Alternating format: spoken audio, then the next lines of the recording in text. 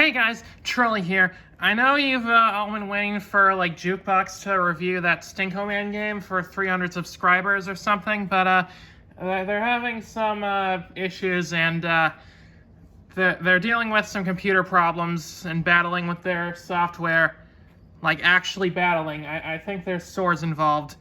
But I found something great. I found something that is amazing. I was looking through Ivy's old iPad, and I found an old, unfinished video, an old, unfinished review that they had done when they were trying to make My Little Pony reviews. Oh my god, isn't that amazing? This is going to be so cringy. It's very unfinished. It's only halfway done, and a lot of the footage they were gonna put in wasn't even put in yet. But they made it on iMovie on their iPad. This is ridiculous. This is gonna be so cringe. Let's watch it now. Hit the clip. Or roll the clip, whatever. I don't know. What's the words? Well, it's been a pretty nice morning so far. I'm so glad our school let us take the day off today. 3-day weekends are the best. Oh right, there was a new My Little Pony episode that was released today. And it seems to be a Cutie Mark Crusaders episode. That means I'll have to deal with more Diamond Tiara. Just the worst character of all time, ever. I'm sure it'll still be enjoyable, right? Well, let's watch it.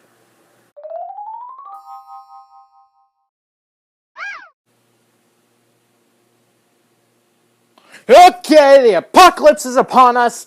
I like Diamond Tiara now. How did you make this happen?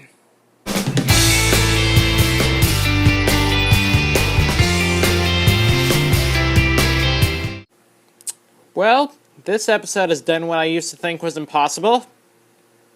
They have actually managed to redeem Diamond Tiara.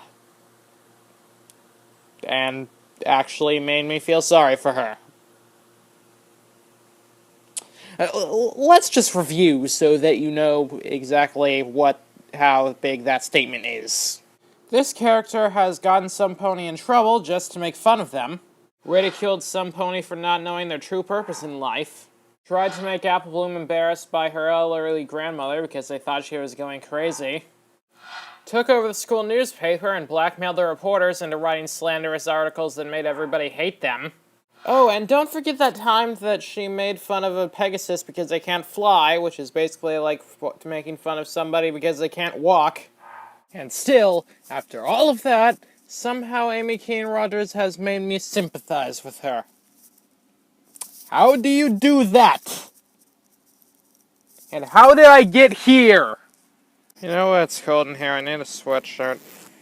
Diamond Tiara was just designed from day one to be the generic bully that will hurt you at any possible opportunity and is beyond the point of being reformed. But somehow they pulled it off. Let's find out how. So the episode starts out, and it seems that the Crusaders have run out of ideas for how to get their cutie marks. But, wait a minute, song? What? Song, huh? What? But wait a minute. The only other time they got a song before the intro sequence was when... Oh, this is gonna be fun. Yeah, this is a musical episode. And that's interesting to note because the only other time that we've had a musical episode was an extremely life-changing event that ended a story arc. Wait, does that mean... No, that wouldn't happen. That wouldn't happen yet. That's not gonna happen. Is it? So once the Crusaders are done singing, Pip comes to the clubhouse saying he needs campaign managers since he's running for school president. Oh yeah, you remember Pip, you know, the character who was a major character in one episode, was used in the background of another episode, and then the fandom forgot that he existed and kept confusing him for the character from Fallout Equestria? Or at least I did. Yeah, that one. Well, that seems to be a running theme this season, you know, bringing minor characters into the spotlight. There's Slice of Life, of course, which brought fan-favorite background ponies into the spotlight. Then there was Amending Fences, which brought 3 characters that only appeared on screen for a few seconds and one that didn't even appear at all. Then there was the reimagining of a Generation 1 character. I mean, there's some great stuff that they could do with this.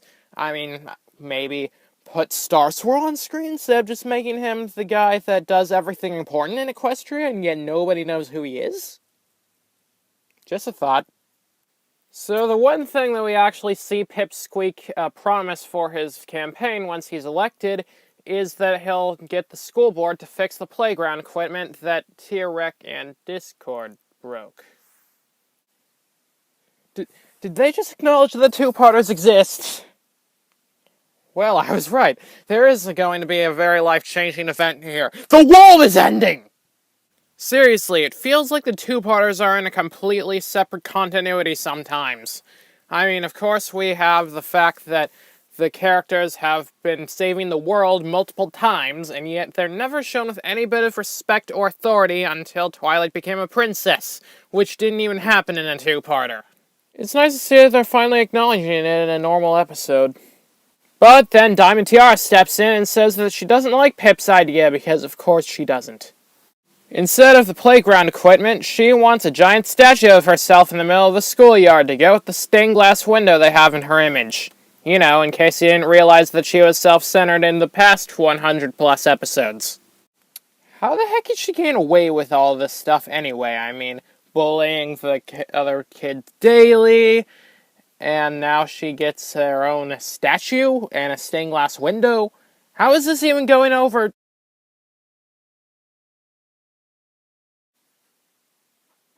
Her mom is on a school board? Oh, well, that explains why she never got in trouble for anything. Her mom doesn't want her daughter to get in trouble. Yeah, in every single episode that Diamond Tiara appears in, we always ask the exact same question. How is she getting away with this horrible bullying? Well, now we have an explanation that makes complete sense. And it only took one sentence. Amy, you are a genius. Well, I guess I know where the rest of the episode is going to end up. The Crusaders try to convince the entire school to vote for Pipsqueak instead of Diamond Tiara, and eventually the Crusaders win in the end? Oh. It took one musical number to convince everybody to vote for them? Why am I surprised? But looks like Diamond Tiara isn't going out without a fight because she's trying to bribe everybody with gifts. Because how else is a rich person going to overthrow the crowd? But then Silver Spoon makes a suggestion on how that she can win this election, in a beautiful singing voice, I might add. And then Diamond Tiara says...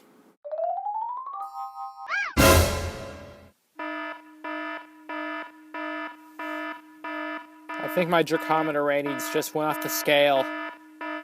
Well, I didn't know it could happen, but apparently she just hit a new low since Flight to the Finish. I mean, sure, she'd made fun of somebody that she already didn't like to begin with, but to just say, I don't recall asking you to speak to the only friend that you actually have, yeah, she definitely deserved to not get any of the vote afterwards. And it seems that our friends on the other side of the fourth wall agree with me, because she absolutely got 0 votes. Oh, well, she actually got 1 vote, but it's implied that she voted for herself. Wait, you can do that? I think that might be a thing in real life, but how is that fair? Hello, Mr. Trump. You see, you have 50% of the vote in the country right now, but there's absolutely nobody else in the country. What do you mean? There's one more vote here. Oh, look, a new vote from some person that's definitely not me. Now I get to win the election. You know, that's just a middle school call slip, right? Politics is weird. You know what? I'm just gonna let this next scene speak for itself. Yeah, you know what? I'm just gonna... Oh! Oh! Yeah! Where are you at? Yeah! Did someone just get Twilight mad again? Because somebody just got burned! I apologize for that. My teenage side got the best of me. Yo, dog, you know it was awesome. Shut up. All crazy freakouts aside, We have had 5 seasons of Silver Spoon putting up with Diamond Tiara's jerkiness, and she has done absolutely nothing about it. Although we have actually shown nothing that shows that she's actually okay with any of this.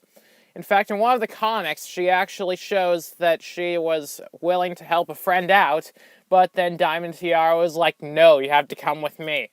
She's probably been increasingly mad at Diamond Tiara's attitude this whole time, and this was just a straw that broke the camel's back. Oh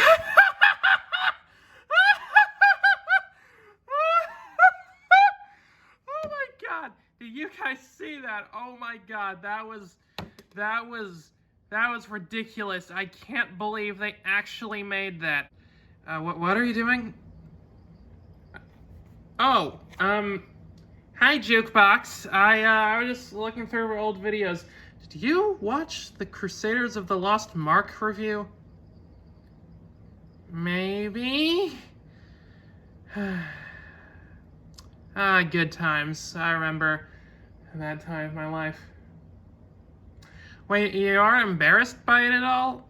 Well, I mean, it's a little bit. I mean, that video wasn't very good, but you know, a lot of my older videos weren't that good either, you know? The videos that I didn't publish, especially, were not very good.